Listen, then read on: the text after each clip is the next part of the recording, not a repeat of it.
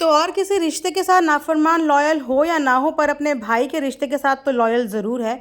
क्योंकि शुरू से ही हम देख रहे हैं कि अपने भाई की पालने पोसने की जिम्मेदारी तो जैसे कि नाफरमान मलिक के कंधों पे आन पड़ी है। वो बार बार ये कोशिश करते हैं कि उनका भाई सही रास्ते पे चले, लेकिन हर बार उनका भाई उन्हें धोखा दे देता है और वापस से भाई को भाई के ससुराल भेजना पड़ता है। तो अभी सुनने में आया है कि भैया वापस आ चुके हैं, यानी कि आपके सबके सरोज भाभी के प्यारे प्यारे हस्बैंड कालू भैया वापस आ चुके हैं। सब जानते ही हैं कि बहुत ही जल्दी नाफरमान आप सबको बीबी में दिखने वाले हैं।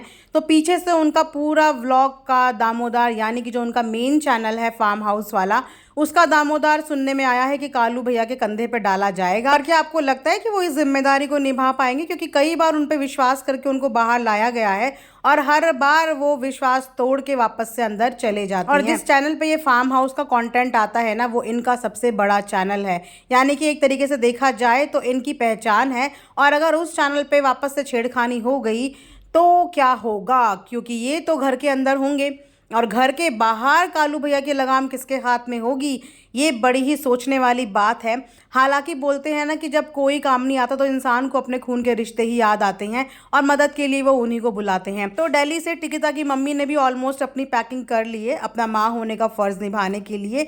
जहाँ पे लोग उनके माँ होने के फ़र्ज़ पे बहुत ज़्यादा उंगली उठाते थे, तो आज उनको भी प्रूव हो जाएगा कि वो अपनी तरफ से पूरी कोशिश करती हैं एक माँ के फ़र्ज़ को निभाने की। और उसके बाद काफ़ी सारे रिश्तेदारों को अप्रोच तो की गई है। देखते हैं कि कौन कौन वहाँ पहुँचता है और किस किस तरीके के इनके इतने सारे व्लॉगिंग चैनल को हैंडल करता है। क्योंकि वाकई में व्लॉग्स को हैंडल करना ना एक बहुत ही मुश्किल बात हो जाती है, वो भी अगर वो व्लॉग्स डेली के हों। तो पिछली बार जब कालू भैया आए थे तो इतना बड़ा बवाल सोशल मीडिया पे मचा के चले गए थे, अपनी बहन की बेइज्जती करके चले गए थे। और अब वापस से वो जब आए हैं तो उन पर भरोसा करना बहुत ही मुश्किल हो जाता है।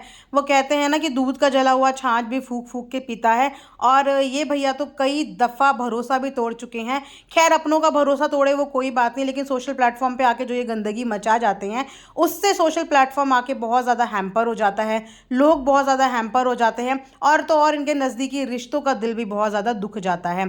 तो हम यही होप करते हैं कि इस बार कालू भैया समझदारी से काम लेंगे और घर से अच्छी तरीके से उनको इंस्ट्रक्शन मिल गए होंगे, और नाफरमान की नामौजूदगी में उनको कौन संभालने वाला है। हम तो यही चाहेंगे कि उनकी लगाम किसी ऐसे बंदे के हाथ में दी जाए जो उनको अच्छे से संभाल सके, क्योंकि उनको खुद भी नहीं पता कि वो कब क्या और कहाँ से क्या कर दें। क्योंकि वो अपना नुकसान करने के साथ साथ अपनों का नुकसान भी करते हैं, वो हम देख चुके हैं। भले ही उनके अपने कभी भी सामने से आके इस बात को ना बताएं कि उन्होंने उनका क्या क्या नुकसान कर दिया, लेकिन ये चीज़ हम समझते हैं कि जब एक इंसान को इस तरीके की लत होती है तो वो अपने परिवार के लिए भी हानिकारक होता है। खुद के हेल्थ के लिए तो होता ही होता है, लेकिन अपने इर्द गिर्द के लोगों के लिए भी बहुत ही हानिकारक होता है। और साथ में टिकिता के पास चार बच्चे, इनफैक्ट 3 तो छोटे छोटे हैं, चार बच्चे उसके पास अकेले। और अगर टालू भैया की यही हरकतें रही जाने के बाद भी, तो आप सोचिए कि उसके लिए इन सब चीज़ों को हैंडल करना बहुत ज़्यादा मुश्किल हो जाएगा। तो आप सबको क्या लगता है कि टालू भैया को बाहर निकाल के इन्होंने समझदारी का काम किया है?